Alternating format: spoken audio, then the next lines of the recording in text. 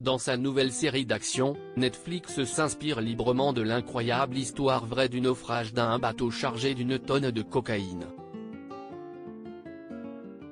Si la série séduit à travers le monde, elle ne mouille dans aucun port français.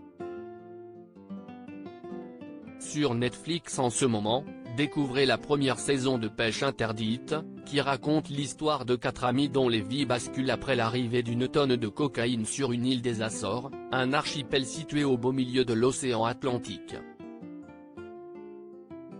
Rapidement, certains y voient l'opportunité de se faire de l'argent facile et de sortir enfin de la galère, mais ne tarderont pas à découvrir l'envers de la médaille.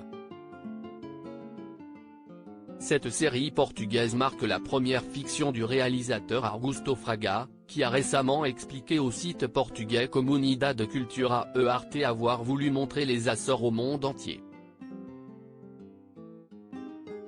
Pêche interdite, d'après la véritable histoire d'un naufrage en juin 2001. L'histoire vraie derrière Pêche interdite nous est racontée par The Guardian. D'après le journal britannique, un yacht de contrebandier s'est échoué aux Açores en 2001, avec à son bord, une demi-tonne de cocaïne qu'il tentait d'écouler entre l'Espagne et le Venezuela. Sous l'effet de la houle, le filet retenant la drogue s'est effiloché, entraînant les ballots vers le rivage de Rabo de Pex, une petite ville de pêcheurs.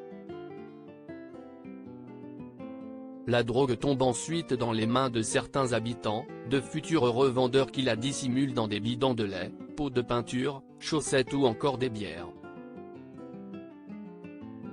Comme l'explique The Guardian, l'archipel porte encore aujourd'hui les stigmates de cet épisode. Une série de pur divertissement et d'adrénaline dans la version adaptée sur Netflix. Nous retrouvons Eduardo, Sylvia, Raphaël et Carlinhos, des pêcheurs de fortune qui voient dans cet accident l'opportunité de gagner beaucoup d'argent et de sortir de la misère.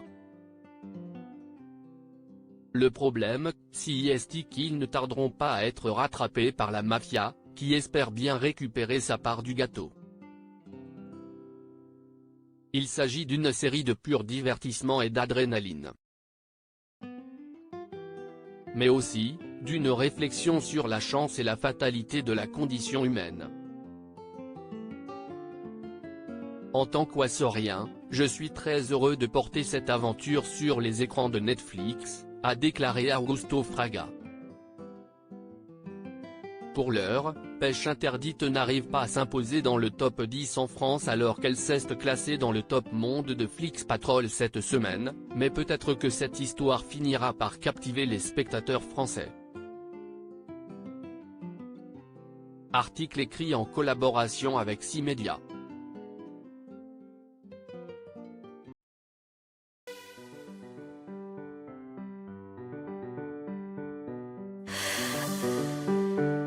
The